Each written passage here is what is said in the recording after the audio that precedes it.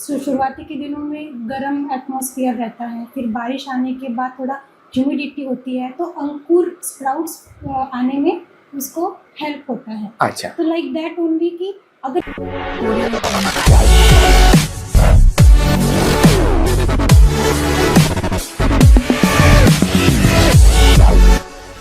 मुझे लगता है कि यदि हमें हमारे दिन की शुरुआत एक हंसते हंसते एक पॉजिटिव एनर्जी के साथ में कभी करनी है तो हमारे घर में एक छोटा सा बगीचा होना बहुत ज़रूरी है।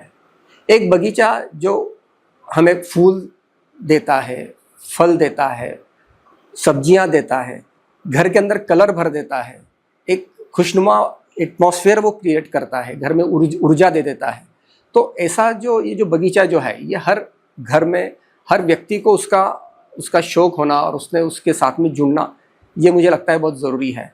एक हिंदी के अंदर मैंने एक कहाँ पढ़ा था कि गार्डन जो है वो हमारी उम्र को बढ़ाता है, और उम्र ही नहीं तो अपने उम्र के अंदर अपनी जो लाइफ है उसके अंदर कलर भी भरता है। तो आज हम ऐसे ही एक व्यक्ति से बात करने वाले हैं जिसने गार्डन को अपना प्रोफेशन बनाया, जो झाड़ों से पत्तों से बात करती है, उसकी बातें सुनती है और उसके साथ में खेलती है और अपना जीवन व्यतीत करती है। आज हम मिलने वाले हैं शीतल मैडम से, जो आर्किटेक्ट है प्रोफेशन के साथ में, और आर्किटेक्चर के बाद में उन्होंने 2 साल का मास्टर्स किया है लैंडस्केप डिज़ाइनिंग के अंदर। तो उनका नाम है शीतल, और हम उनका पहले स्वागत करते हैं। मैडम, हम आपका स्वागत इस फूल से करते हैं, बराबर? ये सीजनल फ्लावर है। Thank you so much. हाँ मैडम, आज आपका ये हॉबी डूबी डू जो कुछ एक ये प्लेटफॉर्म है, इस पे आपका स्वागत है। और आज हम बात करेंगे गार्डन, फिर अपनी हैप्पीनेस, रंग, पेंटिंग, ये सब जो है इसके ऊपर अपन बात करेंगे। तो सबसे पहला मेरा सवाल ये है कि अभी बारिश का मौसम है, तो बारिश के अंदर ये जो गार्डन जो होता है, फूल पत्ते आपसे क्या बात करते हैं? सबसे पहले मैं ये जानना, आप फूल पत्तों से बातें करते हैं तो बारिश में वो आपसे क्या बात करता है? बहुत खुशनुमा माहौल होता है बारिश के दिनों में, एटमॉस्फेयर भी बहुत सुंदर होता है, एक नई जान आ जाती है प्लांट्स में, छोटे छोटे लीव्स आ जाते हैं, तो ये सब देखकर मन बहुत प्रसन्न होता है। जब झाड़ लहराते हैं ना तो मन करता है उनके साथ भी हम लहर उठे। तो इस तरह से खुशनुमा पूरा माहौल बन जाता है बारिश के दिनों में। हाँ, लेकिन वो आपसे क्या बात करते हैं, ऐसा कुछ आप बोल सकते हो? वो तुम्हें क्या कहते हैं बारिश के अंदर, वो तुमसे क्या बात करते हैं? मुस्कुराओ मुस्कुराओ। अच्छा, गुड गुड गुड गुड। मुस्कुराओ, खेल। हाँ ठीक है, बहुत अच्छा है मतलब। अच्छा, मेरा दूसरा सवाल ये है कि बारिश और गार्डन, ये दोनों का क्या ऐसा खास कनेक्शन है? मतलब क्यों बारिश के अंदर ही लोग मतलब नर्सरी पे गर्दी हो जाती है सब, तो बारिश और गार्डन मतलब इसका बेसिक क्या एक संबंध कैसा जोड़ सकते हैं मतलब? तो ऐसा है कि बारिश के पहले ही जैसे हम खेत बोना स्टार्ट कर देते हैं, तो जो बारिश की बूंदों से थोड़ा सा एक शुरुआती के दिनों में गर्म एटमॉस्फेयर रहता है, फिर बारिश आने के बाद थोड़ा ह्यूमिडिटी होती है, तो अंकुर स्प्राउट्स आने में उसको हेल्प होता है। अच्छा, तो लाइक दैट ओनली कि अगर बारिश में हम कुछ पौधा लगाते हैं तो एटमॉस्फेयर में ही थोड़ा सा एक गीलापन होता है, जिसकी वजह से वो उसको जगने में ना लाइव आने में बहुत हेल्प करता है। अच्छा अच्छा, हाँ बराबर। यानी अभी अपन जो भी मतलब अपन सब्जियां घर में लगाते हैं तो अलग सीजन में जब लगाते हैं तो उसको बढ़ने के लिए बहुत अपने को देखना पड़ता है, अभी थोड़ा थोड़ा बढ़ रहा है, और बारिश में जब अपन लगाते हैं तो देखते देखते इतना बढ़ जाता है वो, तो बराबर पूरा एटमॉस्फेयर जो है उसको सपोर्ट करता है पूरा। कुदरत का ही करिश्मा बोलेंगे कि झाड़ों में एक लाइवनेस इसी वक्त अपने को देखने को मिलती है ना। वो रूट्स जो होते हैं ऑलरेडी उनमें नमी होती है, तो अगर हम उसे प्लांट करते हैं तो एटमॉस्फेयर में नमी है, रूट्स में नमी है, तो न्यूट्रिएंट्स जल्दी खींच लेता है और उसको डेवलप होने में आसानी जाती है। अच्छा, ये बगीचा जब भी आदमी कोई लगाता है या जिसके पास में बगीचा होता है, तो बगीचा जब वो बनाता है, गार्डन जब वो कुछ करता है, तो बेसिक कौन कौन सी चीज़ें उसने ध्यान में रखने को ना, यानी प्लानिंग करते वक्त उसने क्या क्या, बेसिक सब्जेक्ट बहुत बड़ा है लेकिन क्या सिंपल चीज़ें उसने क्या प्लान करने को ना पहना है? देखिए, आपने सही कहा कि ये सब्जेक्ट बहुत वास्ट है। अगर हम रेसिडेंशियल ही पकड़ते हैं कि हमें अपने घर में एक छोटा सा बाग बगीचा करना है, बनाना है, तो बहुत सारे फैक्टर्स पहले तो ध्यान में लाएं। जैसे पहला कि आपको सनलाइट कितना मिल रहा है, उसके बाद एयर वेंटिलेशन ठीक से हो रहा है या नहीं हो रहा है। थर्ड कि आप जहाँ रखना चाहते हो अपना पौधा, वहाँ पे डायरेक्ट सनलाइट आ रहा है या इनडायरेक्ट सनलाइट मिल रहा है ना। पार्शियल सनलाइट भी अगर है तो उसके हिसाब से ही आपको प्लांट सिलेक्ट करना होगा। अगर हम टेरेस गार्डन की बात करें तो टेरेस गार्डन पे आपको सबसे पहले देखना है कि आपका लोड बियरिंग कैपेसिटी कितना है। तो आप स्ट्रक्चरल इंजीनियर के पास जाके वो आपका जो पूरा बीम और स्ट्रक्चर्स है, कॉलम्स एंड बीम्स है, तो उनका कैलकुलेशन मंगवा लें। उसके बाद लैंडस्केप आर्किटेक्ट थ्रू आप अपने गार्डन का टोटल कितना वेट होने वाला है वो निकाल लें। अब लोड कैलकुलेशंस आने के बाद फिर से आपको देखना है कि वाटर प्रूफिंग किस तरीके से हुई है, कहीं पे कुछ लीकेज है क्या। तो आप 2 महीने पानी डाल के देखें कि कहाँ से लीकेज हो रहा है, नहीं हो रहा है, तो अच्छी तरीके से वाटर प्रूफिंग कर ले। स्लोप इम्पॉर्टेंट है फॉर टेरेस गार्डन। आपका जो भी स्लोप है वो आउटलेट में ही पानी जाना चाहिए, कहीं पे भी आपको वो पानी जमा होने देना नहीं है। तो ये हो गया टेरेस गार्डन के लिए। और एक बात, अगर आप टेरेस गार्डन डेवलप कर रहे हैं तो अगर बाजू में कुछ हाई राइज बिल्डिंग्स हैं तो उनकी शैडो आ रही है क्या, अगर आ रही है तो वो कितने समय के लिए आ रही है, तो इसके हिसाब से ही आपको अपना प्लांट सिलेक्शन करना है। ये हो गया टेरेस गार्डन के लिए। उसके बाद आता है बालकनी। तो बालकनी एरिया में भी आपको सेम तरीके से जाना है कि आपको कितने देर तक सनलाइट मिल रहा है ना, तो वो भी देखना है। फिर आ जाते हैं इंडोर एरियाज में। तो इंडोर एरियाज में आप अगर विंडो के पास रख रहे हैं तो वहाँ पे भी सनलाइट आ रहा है क्या, या फिर कितने देर तक आ रहा है। आपका एसी चल रहा है क्या, आपके अगर एसी में कुछ पौधे हैं तो उसके हिसाब से आपको प्लांट सिलेक्शन करना होगा। बराबर है मैडम। अभी ये इंडोर और आउटडोर अपन दोनों पार्ट रहते हैं, बराबर है। तो एक सिंपल टिप्स बताओ ना, कौन से झाड़ इंडोर में टिक सकते हैं और कौन से झाड़ आउटडोर में लगते हैं। मतलब यानी झाड़ अभी जैसा हम कोई खरीदते हैं, नर्सरी में जाते हैं, कुछ झाड़ खरीदते हैं, तो उसके पत्तों के ऊपर से, उसके कलर्स के हिसाब से हम कुछ सोच सकते हैं कि भाई ये कलर है तो उसको इंडोर में रख सकते हैं। ऐसा कुछ सिंपल टिप्स है क्या इंडोर और आउटडोर के लिए? अगर आपको सनलाइट बिल्कुल भी नहीं मिल रही है और आपको ऑक्सीजन की ज़्यादा ज़रूरत है, अगर आपका एसी ही चल रहा है, वेंटिलेशन नहीं मिल रहा है, तो बेस्ट प्लांट्स है आप अरेका पाम्स जो है वो लगाइए, स्नेक प्लांट्स लगाइए। बहुत अच्छा ट्री है रबर ट्री।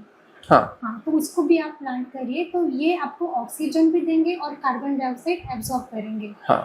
और एक इम्पोर्टेंट प्लांट है एलोवेरा। ये ऐसा पौधा है सर, मैं आपको बताऊं कि कार्बन डाइऑक्साइड ये एब्जॉर्ब भी करता है, लेकिन फॉर 24 आवर्स ये ऑक्सीजन भी रिलीज करता है। अच्छा, तो ये एलोवेरा जो है ये इंडोर प्लांट है मतलब? हाँ, लगा सकते हैं, इंडोर लगा सकते हैं। रबर प्लांट भी इंडोर लगा सकते हैं। तो फिर मतलब इन्हें कुछ कलर कोडिंग से हम नहीं सोच सकते हैं क्या, ये कभी कोई पत्ते वाइट कलर के जिससे पत्ते हैं वो इंडोर में ज्यादा चलते हैं, या ऐसा कुछ होता है क्या? मैंने आपको ऑक्सीजन रिलीज वाले प्लांट बताया। हाँ, तो अगर आपको कुछ कलरफुल जाना है तो आप क्रोटॉन्स में जाइए। और सिंगोनियम की स्पेशीज है सर, बहुत सारे उसके वैरायटीज आ गए हैं अभी। तो रेड येलो में मिलता है, वाइट ग्रीन में मिलता है, तो आप इस तरीके से सिलेक्ट कर सकते हैं सिंगोनियम एंड क्रोटॉन। क्रोटॉन के भी 2 स्पेशीज आ गए हैं अभी, रेड एंड येलो है, पिंक एंड येलो है, उसमें वाइट कलर के डॉट्स होते हैं, तो बहुत सुंदर लगता है ये पौधा। नहीं, तो मेरा सवाल जो था कि जो झाड़ों के पत्तों में वाइट कलर है वो इंडोर मतलब है ना, अभी जैसा रबर प्लांट आपने बताया वो ग्रीन कलर का, डार्क ग्रीन उसका पत्ता होता है, बराबर है। 2 तरीके के रबर प्लांट्स आते हैं सर, एक डार्क आता है और एक ग्रीन आता है। हाँ, तो वो आप इंडोर के लिए बोल रहे हो। तो इंडोर के अंदर ग्रीन कलर के मेरा मानना था कि जो व्हाइट कलर के जो पत्ते होते हैं या वो इंडोर में चलते हैं और ग्रीन, ऐसा कुछ भी नहीं ना? ऐसा कुछ भी नहीं है। अच्छा, अपने गार्डन के अंदर के भी छोटी सी जगह है और हम चाहते हैं कि वो उसके अंदर मेडिसिनल वैल्यू वाले हर्बल कुछ प्लांट अपने लगाने को ना, तो आप कौन कौन से पौधे सजेस्ट करेंगे कि जो एक किचन अपने यानी घर का जो गार्डन है उसमें आदमी ने लगाने को मेडिसिनल। तो मेडिसिनल सबसे वैल्यू वाली पहले तो तुलसी है, तुलसी, राइट। वही लगाई है। हाँ तो तुलसी वृंदावन का तुलसी अलग रखे, हाँ। और जो आपको यूज करना है वो अलग रखे। अच्छा ठीक है। और फिर बेसिल्स लगा सकते हैं। क्या होता है मतलब? बेसिल्स भी जैसे मिंट होता है ना, हाँ, मिंट। उसी का वैरायटी है। अच्छा बेसिल्स है, मिंट्स है, और हाँ। फिर लगा लीजिए। हाँ बीटल लीफ है, खाण्याचे पान जिसे कहते हाँ हैं, हाँ, है ना, बीटल तो आप लीफ, हाँ। बीटल लीफ लगा सकते हैं। राइट। एलोवेरा है, एलोवेरा है, लेमन ग्रास है, लेमन ग्रास है, ये सब आप लगा सकते हैं। ये अडुलसा भी, उसके पत्ते भी लगा सकते हैं मतलब। हाँ, लेकिन वो थोड़ा श्रबी श्रबी हो जाता है, बड़ा हो जाता है, बराबर। तो ये मतलब ये जो भी है यानी हर्बल के भी अपने को घर में कुछ रखना है तो ये 5-6 झाड़ के भी अपन लगा लेते हैं तो अपने लिए बहुत वो सुविधाजनक हो जाता है और जरूरत पड़ने पे वो पत्ते अपने को मिल सकते हैं। हाँ। और मैं ऐड करना चाहूँगी कि रोजमेरी भी है। रोजमेरी, उसका क्या हाँ। क्या बेनिफिट होता है उसका? रोजमेरीज भी यूज हो रहे हैं और डाइजेस्टिव पर्पस हो रहे हैं। अच्छा हाँ, उसका सुगंध अच्छा आता है। हाँ। उसके ऑयल बेनिफिट्स बहुत हैं। अच्छा। फॉर स्कैल्प इसको उसका यूज होता है। तो rosemary is also very beneficial. अच्छा, अभी ये बहुत बार हम सोचते हैं कि भाई ये जहाँ पौधे लगाएंगे तो उससे घर में मच्छर नहीं आएंगे, इससे मच्छर भगा देंगे, तो ऐसे कौन से प्लांट है जो मच्छर को भगाते हैं या जिससे ये तकलीफ कम हो सकती है? आप क्या बताएंगे? हाँ, तो ऐसा है, ये मॉस्किटो रिपेलेंट जो प्लांट्स हम बोलते हैं, तो ये 100% आपको मॉस्किटो रिपेल करेगा ऐसा नहीं होगा, क्योंकि इसकी अभी तक स्टडी चल ही रही है। क्योंकि जहाँ पे सॉइल आया है, जहाँ पे मॉइस्चर आया है, वहाँ पे आपको एक आध मच्छर तो दिखना ही है। फिर आप बोलोगे कि ये तो मॉस्किटो रिपेलेंट है, तब भी यहाँ मच्छर आता है। तो जहाँ मॉइस्चर है ना, वहाँ पे वो आएगा ही, ठीक है। लेकिन तब पर भी अगर आपको कुछ परसेंट तक उसको रिड्यूस करना है तो आप जा सकते हैं प्लांट्स में, जैसे ओडोमॉस प्लांट है, ठीक है। यस, ओडोमॉस नाम का प्लांट है सर। तो इसके लीफ बहुत मोटे होते हैं। इसका जो स्ट्रॉन्ग स्मेल होता है उससे मच्छर काफी हद तक आप मतलब उस प्लांट से दूर रहते हैं। अच्छा। यस, तो आप उसमें जा सकते हैं। तो वो प्लांट इंडोर प्लांट है या आउटडोर प्लांट है वो? उसको पार्शियल सनलाइट चाहिए सर। हाँ। मतलब सुबह की धूप अगर मिल रही है तो वेल इनफ है। अच्छा। हाँ, कारण वो मच्छर तो अपने को घर में तकलीफ देते हैं, तो घर में वो उसमें बढ़ने को ना और वो टिकने को ना। अच्छा, ओडोमॉस जो ये ब्रांड है, मतलब तो ओडोमॉस ये एक्चुअली में प्लांट है, मतलब जो मच्छर को रिपेल करता है। ओके। अच्छा, घर को कभी खुशबूदार बनाना है, अच्छी खुशबू उसको हर मौसम में उसको मिलती रहे, तो कौन कौन से प्लांट अपन प्लान कर सकते हैं? कौन कौन से पौधे मतलब वेल अपन लगा सकते हैं कि जिससे साल भर हमें खुशबू मिलती रहे? साल भर मिलती रहे। तो ये बहुत ज़्यादा मतलब अंडरलाइन करने वाली चीज़ है कि साल भर हमें खुशबू चाहिए। तो फ्लावरिंग जो सीजन्स होता है ना, तो वो बहुत कम हो जाता है। मतलब समर स्प्रिंग में आपको फ्लावर देखने को मिलते हैं, तो ही उनकी खुशबू आती है। लेकिन अगर आपको साल भर खुशबू चाहिए ना, तो आपको कुछ ऐसे पौधे में जाना पड़ेगा जिनकी लीव्स आपको महका है। अच्छा अच्छा। तो रोजमेरी है, लेवेंडर है, ब्लू सैल्विया है, तो आप इनकी महक जो है तो आप साल भर एक्सपीरियंस कर सकते हैं। नहीं, मैं तो ऐसा मानता हूँ कि एक ही पौधा साल भर खुशबू न देते हुए हम ऐसा कुछ प्लान करें कि 2-3 महीने इस पौधे से खुशबू मिल रही है, 2-3 महीने इस पौधे से मिल रही है, ऐसा कुछ आप गाइड कर सकते हो? हाँ, तो आप रोजमेरी लेवेंडर के साथ कॉम्बिनेशन में जाइए, मोगरा प्लांट कर सकते हैं, निशिगंधा प्लांट कर सकते हैं, उनकी महक आपको अच्छी लगेगी। रात रानी है, केवड़ा भी बहुत अच्छा, मतलब वो उसका चाफा या नहीं, चाफा तो बहुत बड़ा हो जाता है। चाफा, फिर केवड़ा की खुशबू तो अच्छी आती है कुछ? केवड़ा की खुशबू बहुत अच्छी आती है, लेकिन मोस्टली वो अवॉइड करते हैं क्योंकि स्नेक्स उससे अट्रैक्ट होते हैं। अच्छा अच्छा। तो रेसिडेंशियल अगर आप प्लान कर रहे हैं तो केवड़ा में मत जाइए। अच्छा। अगर आपकी आउटडोर स्पेस में आपको खुशबू चाहिए, ठीक है, तो आउटडोर स्पेस में आप सोन चाफा में जा सकते हैं। सोन चाफा, अच्छा। चाफा में जा सकते हैं, इनकी महक अच्छी होती है। बहुत सुंदर खुशबू देता है अनंत का झाड़, तो अनंत प्लान करिए। अच्छा। उसके फ्लावर्स बहुत सुगंध देती है। अनंत। अच्छा, ऐसे कौन से मतलब इंडोर नहीं, मैं आउटडोर और इंडोर दोनों की बात कर रहा हूँ Okay. कि ऐसे पौधे कि जहाँ पर जिसके लिए पंछी और तितलियां घर में बहुत आए या अपने आजू बाजू में उसकी किलकिलाहट सुनने को मिले, हाँ। तो ऐसे कौन से पौधे कि जहाँ पे चिड़िया या ये ज्यादा आए, इसके लिए कोई ऐसा खास ऐसे कोई पौधे जो या ऐसे कोई झाड़ लगा सकते हैं?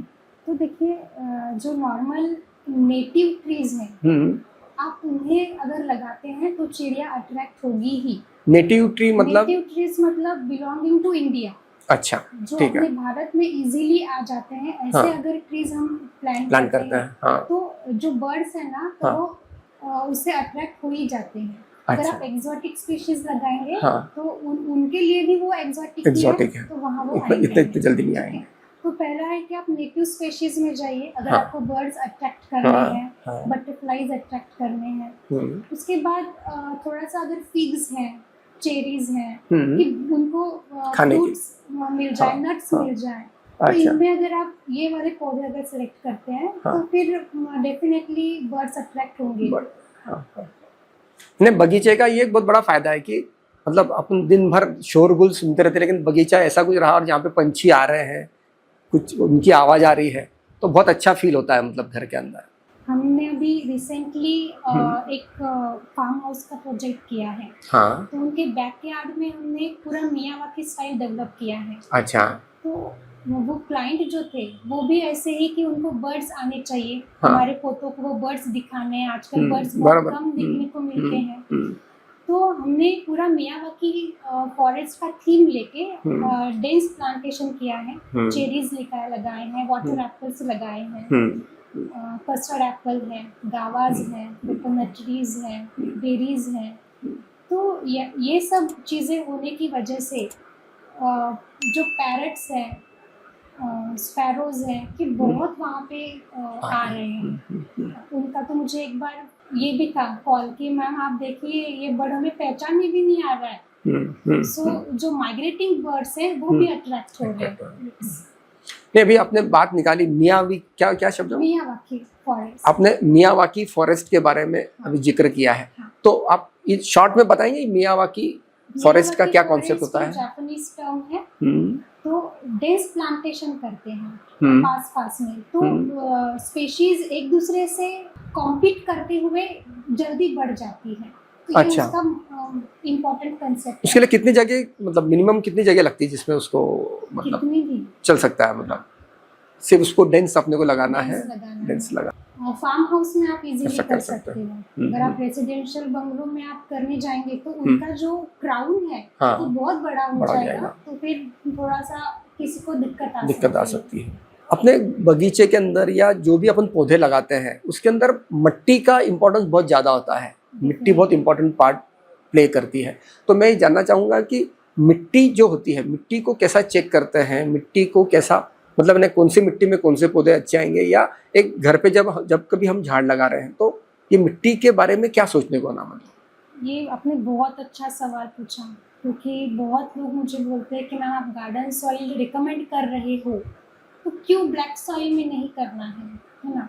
तो ब्लैक कॉटन सॉइल का ये दिक्कत हो जाता है कि वो ड्राई होने के बाद जम जाती है और उस क्रैक आने स्टार्ट होते हैं। तो अगर हम उसमें अपने प्लांट्स जो बहुत डेलिकेट प्लांट्स है वो अगर लगाते हैं और वो क्रैक हुआ ड्राई होने के बाद, तो उसके रूट्स को दिक्कत जाती है। अच्छा। तो वो उसका एक ड्रॉबैक है। इसलिए हम प्रेफर करते हैं कि हम गार्डन सॉइल में जाएं। गार्डन सॉइल लिया, उसमें उसके न्यूट्रिएंट्स वैल्यू आपको बढ़ाने हैं। थोड़ा कोकोपीट डाल दीजिए, थोड़ा कुछ मैन्यूअर है वो डाल दीजिए, काऊ डंग डाल दीजिए, है ना? अगर आपको नहीं मिल रहा है झाड़ों की पत्तियां जहाँ गिरी होती है ना, अगर वो सॉइल भी हम उठा के लाए तो it can act also a better fertilizer. अच्छा। यस। तो आप अगर वो भी नहीं है आपके पास तो आप काऊ डंग ले लीजिए, बस उसे सुखा लीजिए और उसको मिक्स कर लीजिए सॉइल के साथ और वो यूज करिए।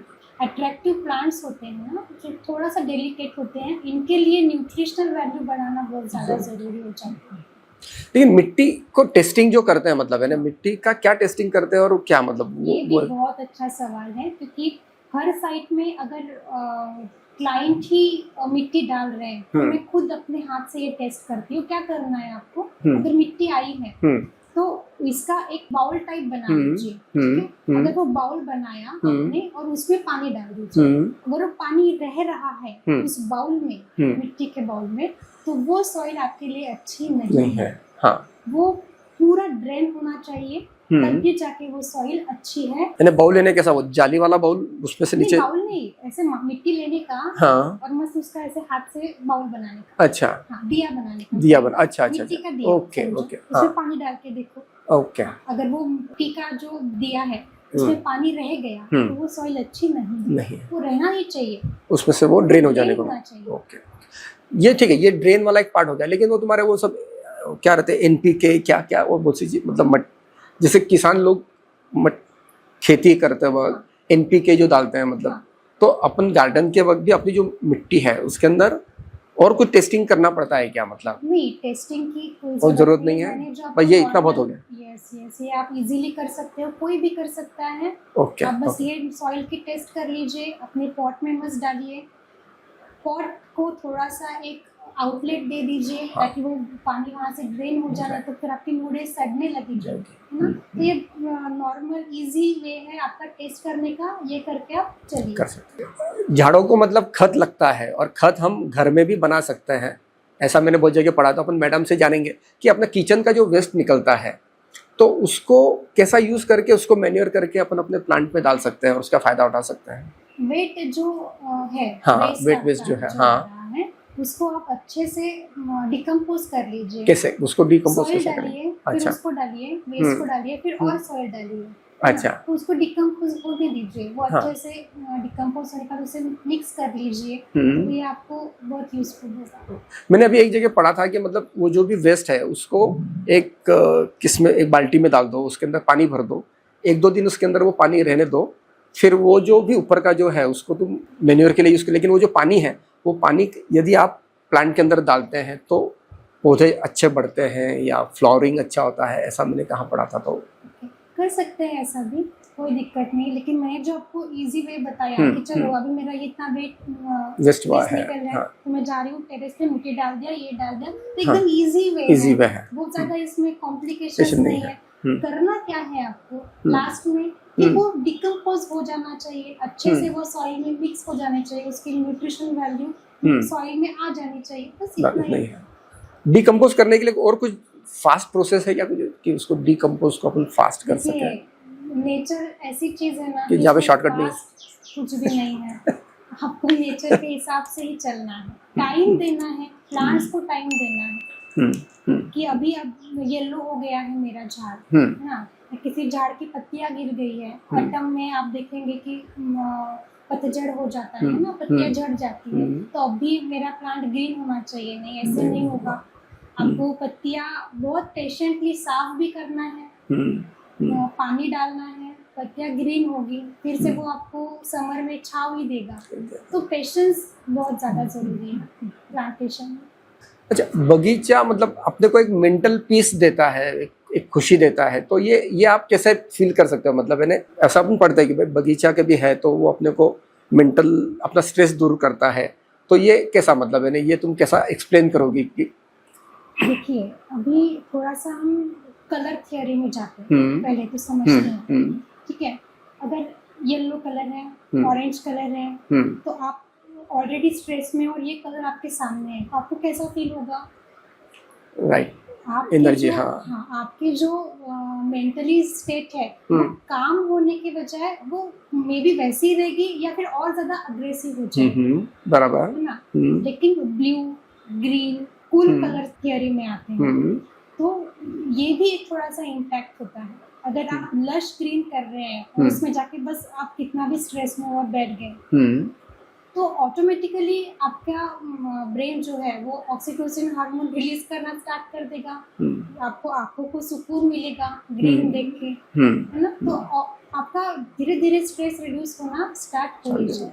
और झाड़ों को पानी पिलाते हैं तो उसके बारे में आप बता रहे थे, तो क्या मतलब है? हाँ, तो देखिए आप स्ट्रेस में है, आपको पता है कि कुछ ठीक है, अब कुछ मन के हिसाब से नहीं चल रहा है, तो बस जाके थोड़ा सा झाड़ों को पानी ही दे दीजिए, थोड़ा थोड़ा उनको सहलाई लीजिए, तो ऑटोमेटिकली आपका जो माइंड सेट है आप थोड़ा सा उससे अलग आ जाएंगे, थोड़ा सा सुकून ऑटोमेटिकली मिलता है।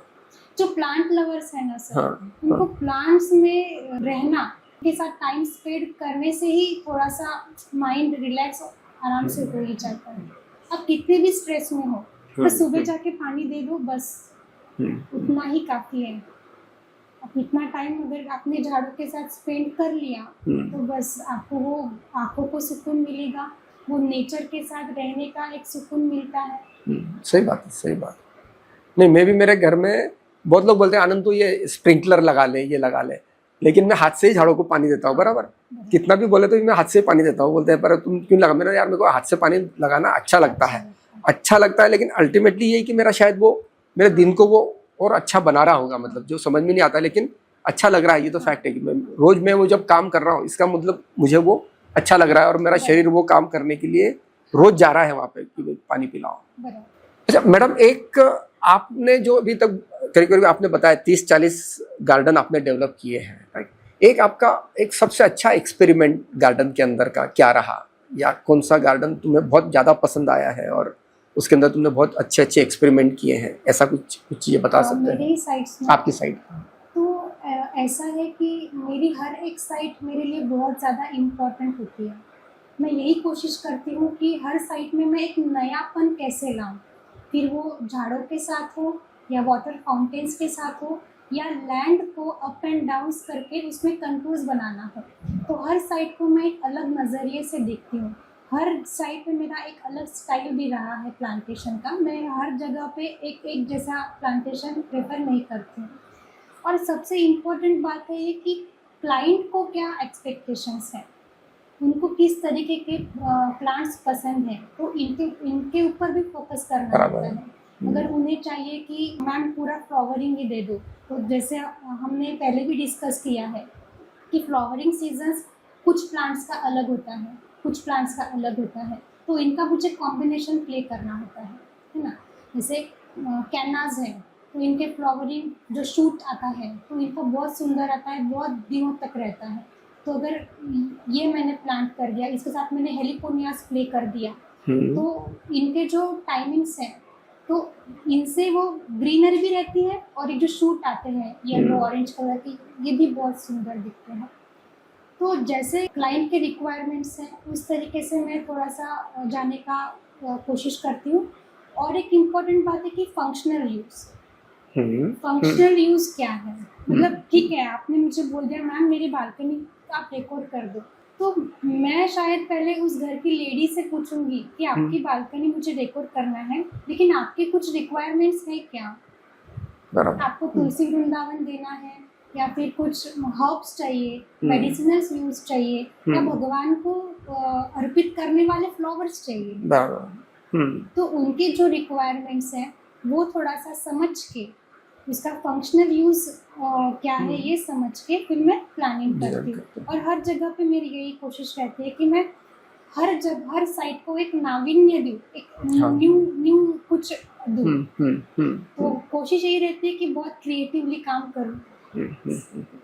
एक अच्छा किस्सा, मतलब आपके अभी 4-5 साल आपको हो गए प्रैक्टिस करते करते, आपके प्रोफेशन के अंदर कुछ एक ऐसा कुछ इनसे एक आधी स्टोरी जो तुमको बहुत इंस्पायर उसने कर दिया या बहुत कुछ उसने तुम्हें सिखा दिया, लाइफ का लेसन सिखा दिया, ऐसी कुछ स्टोरी आप शेयर कर सकते हो जो तुम्हें याद है, मतलब तुम्हारे प्रोफेशन से रिलेटेड करते करते कुछ हुई हो और वो आज भी तुमको मतलब कुछ प्रेरणा देती हो, तो या जो भी प्रेरणा देती है। तो मैं अपने ऊपर बहुत ज़्यादा कृपा तो भगवान की ही मानती हूँ कि जब मैंने अपना प्रोफेशन स्टार्ट किया वो था श्रावण का महीना, और मुझे जो पहली साइट दी गई थी वो ट्रिडेंट शिव मंदिर की थी। अग्रवाल जी की थी। सुनील मंत्री सर। सुनील मंत्री, हाँ। तो वो साइट शिव मंदिर की थी जो मैंने पहला लैंडस्केप किया, तो सर को बहुत पसंद आया। तो शिव मंदिर का काम करने के बाद मुझे बहुत ज़्यादा अच्छा रिस्पांस मिला। तो बड़ी बड़ी साइट्स आने लगी, अच्छे से काम होने लगा। तो प्रेरणा तो मुझे फिर महादेव से ही समझो मिली, उनकी ब्लेसिंग्स ही है मुझ पे। अच्छा, यदि मैं आपको पूछूं कि आपको एक जगह दी जाए और एक ड्रीम गार्डन क्रिएट करना है, मतलब 1 एकड़ के अंदर घर है आपको आपके पसंद का कुछ अलग कुछ एक्सपेरिमेंट करना है, Yes. तो आप उसको कैसा डिजाइन, क्या क्या चीजें उसमें तो आप ज्यादा डालोगी आपके हिसाब से? तो अगर मुझे ऐसा मिलता है करना हम्म, और मैं चाहती हूँ कि ऐसा हो कि मैं मेरा एक ड्रीम प्रोजेक्ट करूँ, तो सबसे पहले मैं यही कोशिश करूँगी कि मैं कितना नेचुरल उसे लुक दूँ। क्योंकि आप देखते हैं कि सीमेंट कंक्रीट के रोड्स होते जा रहे हैं, साइड मार्जिन्स नहीं बच रही हैं, ट्रीज़ नहीं बच रहे हैं, हर जगह पे कंक्रीट जंगल दिख रहे हैं। अगर आप टेरेस पे भी जाओ तो बिल्डिंग्स बिल्डिंग्स बिल्डिंग्स बिल्डिंग्स यही सब दिख रहा है। तो मेरी कोशिश यही रहेगी कि मैं कितना उसे नेचुरल एक माइक्रो क्लाइमेट डिज़ाइन करूँ। मैं चाहूँगी कि मैं 1 एकड़ में पूरा माइक्रो क्लाइमेटिक जोन तैयार करूँ, है ना? कि अगर आप साइंटिफिक प्रूफ्स भी है सर, अगर आप 45 डिग्रीज में हैं क्लाइमेट, अगर समर में आप 45 डिग्रीज में धूप में हैं, तो अगर आप वही मीटर लेके जाते हो एक झाड़ के नीचे, कोई भी झाड़ हो, नेटिव ट्री कुछ कोई भी हो, पीपल का हो, बड़का banyan हो, tree ऐसे, है ना? तो वो आपको 10 डिग्री सेल्सियस का डिफरेंस दिखेगा सर। तो ये सडन ड्रॉप है। हाँ। आपको जो धूप में आप 45 डिग्रीज एक्सपीरियंस कर रहे हो, तो आप झाड़ के नीचे 35 डिग्रीज एक्सपीरियंस कर रहे हो। तो अगर मुझे मिलता है ऐसा, तो I would like to make a micro climatic zone, कि वहाँ आके आपको एसी क्या फैन की भी जरूरत ना पड़े। Wow, best best. चलो भगवान करे आपको शिव भगवान आपको ऐसे 2-3 साइड दे कि जहाँ पे आप उस टाइप का एक्सपेरिमेंट करो। और वही सही है, मतलब है ना, अपन झाड़ के नीचे जाते हैं तो अपने को एकदम ठंडा लगता है, बराबर, हवा भी ठंडी लगती है, और वही रास्ते पे बिल्डिंग के नीचे खड़े रहते चटके लगता है, बराबर। झाड़ के नीचे चले गए तो बहुत सुकून मिलता है एक्चुअली में। और आप देखिए कि आजकल पीपल का झाड़ अगर है तो डायरेक्टली उसे काट दिया जाता है ना, कि वो वास्तुशास्त्र के हिसाब से ठीक नहीं है, ये समझकर इतने बड़े झाड़ को आप नष्ट कर देते हैं।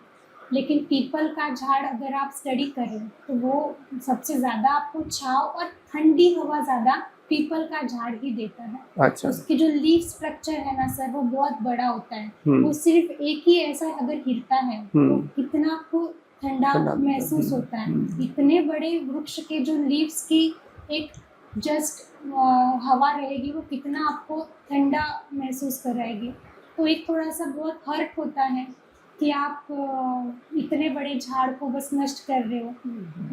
पर अब पीपल के जितने पत्ते हैं वो सब फैन का काम ही करते हैं ना, और फैन और वो जो पत्ता भी है वो गिला है, हाँ, उसके अंदर पानी है, तो वो कूलर का भी काम करता है, बराबर बराबर। सही बात। कोशिश करें कि जहाँ आप लगा सकते हैं ना, जैसे आपकी कोई खेती है तो वहाँ डेफिनेटली लगाएं, पीपल लगाएं, बरगद लगाएं। वास्तुशास्त्र के अंदर पेड़ों को कितना महत्व दिया गया है? जैसे मैंने अभी आपको बताया कि पीपल अगर है तो डायरेक्टली उसे कट कर दिया जाता है। तो जब ऐसा कोई नौबत आती है तो मैं तो पहले प्रेफर करती हूँ कि इससे आप मत कट करिए ना, कुछ और सॉल्यूशंस अगर है तो आप उसको करके देखें, इसे उपाय जिसे बोलते हैं, उपाय करके देखिए, है ना। अगर आपको कट ही करना है तो कुछ उपाय करिए, नहीं तो फिर उसको क्या हम पूरा ट्रांसप्लांट कर सकते हैं। तो मेरा ये एक प्रेफरेंस रहता है। और एक दूसरा चीज़ आजकल बहुत ज़्यादा हमें रील्स देखने मिलती है कि is are good for vastushastra. So jade plant का कहीं पे भी अपना शास्त्रों में उल्लेख नहीं है। जेड प्लांट हो गया, अपने शास्त्रों के हिसाब से अगर हम वास्तुशास्त्र के हिसाब से अगर देखें तो कल्प वृक्ष हम किसे बोलेंगे ना। कल्प वृक्ष वो वृक्ष जो रूट से लेके फ्रूट्स तक, रूट्स आ गए, बार्क सिस्टम आ गए, ब्रांचेस आ गए, लीव्स आ गए, फ्लावर्स आ गए, फ्रूट्स आ गए, तो लीव से लेके फ्रूट तक उसका हर एक पार्ट जो यूज हो रहा है वो कल्प वृक्ष है, है ना। तो ये एक चीज़ है। तो एडेंसोनिया डिजिटाटा ये झाड़ ऐसा है सर, उसके अगर आप पत्ती निकाल के बस रख दे टेबल पर तो 8-9 दिन तक वो हरी की हरी ही रहती है। एक ऐसा ट्री है, पूरा बड़ा सा ट्री है। और दूसरा कि देखिए शास्त्रों के हिसाब से अगर जाए हम तो तुलसी का उल्लेख है कल्पवृक्ष का उल्लेख है, बरगद का ट्री के उल्लेख है, पीपल का है, गोकर्ण है, पारिजात है। तो ये सब ट्रीज जो है, तो ये वास्तु के हिसाब से और अपने शास्त्रों के हिसाब से, अभी ये भी बहुत ही वास्ट स्टडी है, बराबर बराबर। बहुत ज़्यादा वास्ट स्टडी है। ये जो बाहर से आते गए इंडिया में, है ना, उनके कुछ अलग थॉट्स थे, है ना, बहुत लोगों ने अपने इंडिया पे अभी तक राज किया है, तो उनके कुछ इम्पैक्ट्स जो है वो अपने ऊपर या फिर अपने कल्चर के ऊपर आते गए हैं। लेकिन हम डीपली अगर इसे स्टडी करें तो ये बहुत ज़्यादा वास्ट सब्जेक्ट है कि प्लांट्स और वास्तुशास्त्र, है ना। लेकिन मैंने जो भी आपको कुछ रिलीजियस ट्रीज बताया, इनका उल्लेख आता है। इनके फ्लावर्स भी हम पूजनीय मानते हैं। जैसे पारिजात है, वो तोड़ के अर्पित नहीं किया जाता, जो गिरा हुआ है रहता है उसे ही आप कलेक्ट करके उसे धो के आप अर्पित करते हैं। तो ये कुछ चीज़ें हैं जो इंडियन मैथोलॉजी में आती है। अगर हम और सोचें इसके बारे में, तो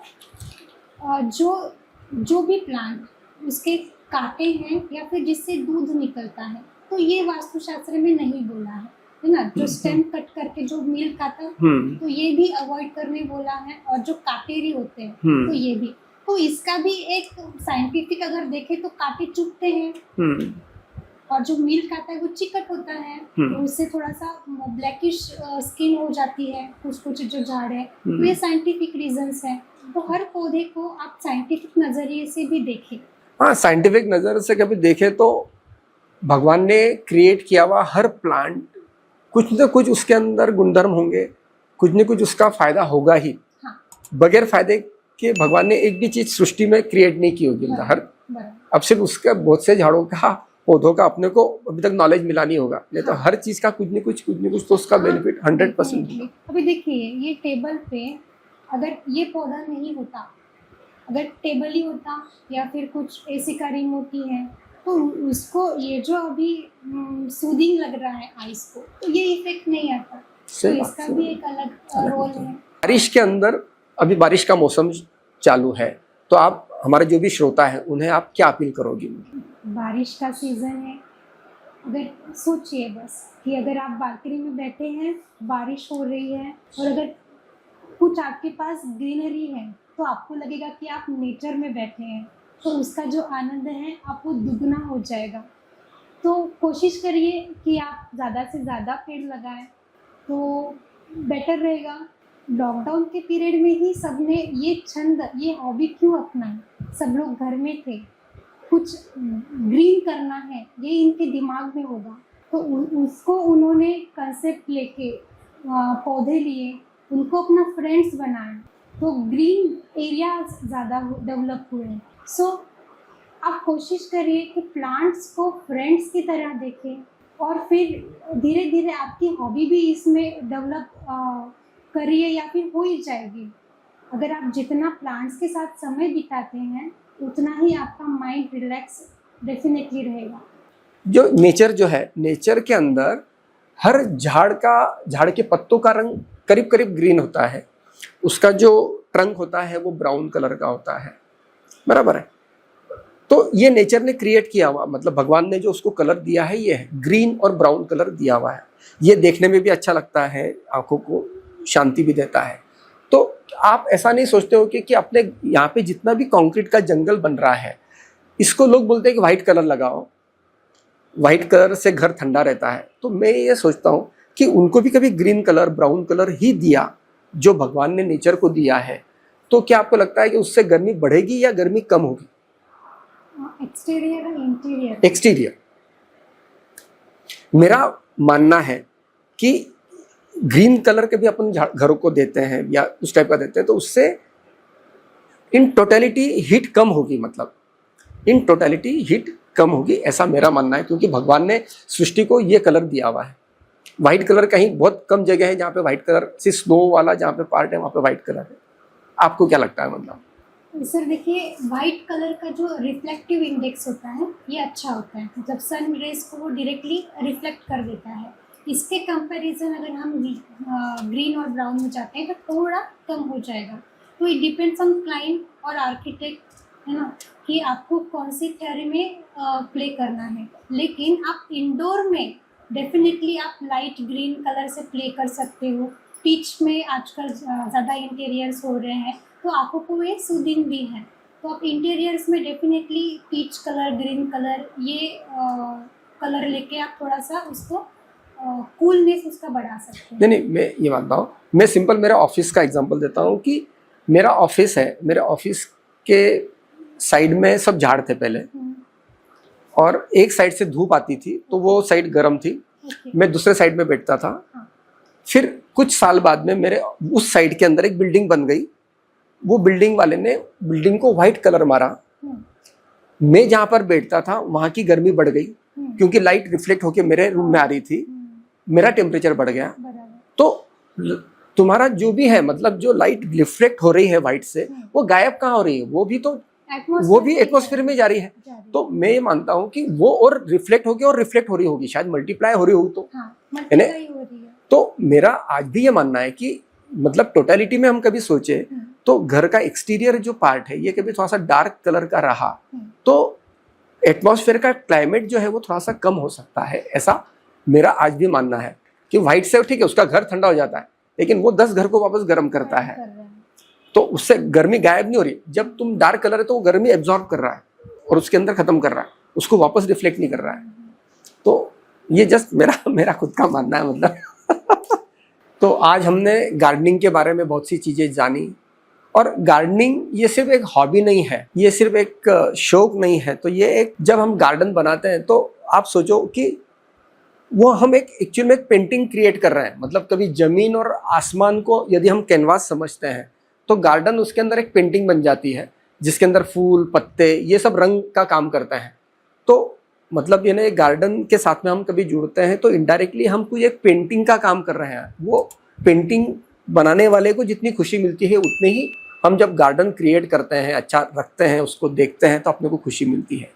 तो मेरा आज आप सभी से यही एक विनती है कि गार्डनिंग जो है ये आपको ऊर्जा देगा, शक्ति देगा, आपको फ्रेश रखेगा। तो गार्डनिंग अपने घर का एक हिस्सा बनाओ, अपने ऑफिस का उसे एक हिस्सा बनाओ और उससे जुड़ो। और यदि कदाचित आपको कुछ तकलीफ आती है, कुछ आपकी शंका रहती है, तो शीतल मैडम है, ये आपको ज़रूर सवाल का जवाब देगी। मैं इनका मोबाइल नंबर जो है वो अपने इसके नीचे डाल दूंगा, मतलब तो आप इनसे कांटेक्ट कर सकते हैं, इनसे जानकारी ले सकते हैं। और आशा करता हूँ कि मतलब जो भी है कि हर घर के अंदर, जैसा हम सोचते हैं कि हर व्यक्ति को एक हॉबी, एक छंद होने को ना, तो मैं चाहता हूँ कि हर घर के अंदर भी पेड़ पौधे, छोटे छोटे फूल रहे और उसकी खुशबू, उसका आनंद हर व्यक्ति ले। Thank you. जीवन बहुत अनिश्चित होता है। आप पढ़ाई कर रहे हैं और कुछ फाइनेंशियल प्रॉब्लम्स की वजह से अगर आप अपनी जो हॉबी है वो नहीं कर पा रहे हैं और कुछ अलग स्ट्रीम में गए हैं, ठीक है, तो आप मैकेनिकली बहुत उसे जीने लगते हैं, अपना प्रोफेशन कर रहे हैं, अपनी ज़िंदगी गुजार रहे हैं। और अगर आपने अपनी हॉबी को प्रोफेशन बनाया या फिर प्रोफेशन करते हुए अपनी जो हॉबी है उसको आपने संभाल के रखा, उसमें आप काम करते गए तो आपको एक जीने का अलग ही मज़ा आएगा। और जब भी मैं हूबी डूबी डू ये प्लेटफॉर्म पे जाती हूँ और लोगों के एक्सपीरियंस देखती हूँ, सुनती हूँ, तो बहुत अच्छा फील होता है। उनकी जो जर्नी होती है कि किस तरह से उन्होंने अपने हॉबी को संभाल के रखा है, उसको एक जीवन दिया है, तो इससे हमें भी उसी अंदाज से जीने की प्रेरणा मिलती है। तो मैं आज हूबी डूबी डू प्लेटफॉर्म की बहुत ज़्यादा आभारी हूँ कि उन्होंने मुझे यहाँ पे बुलाया और मेरा जो प्रोफेशन है, मेरी जो हॉबी है, उसे आप तक पहुँचाने का काम इस प्लेटफॉर्म ने किया है। बहुत बहुत धन्यवाद।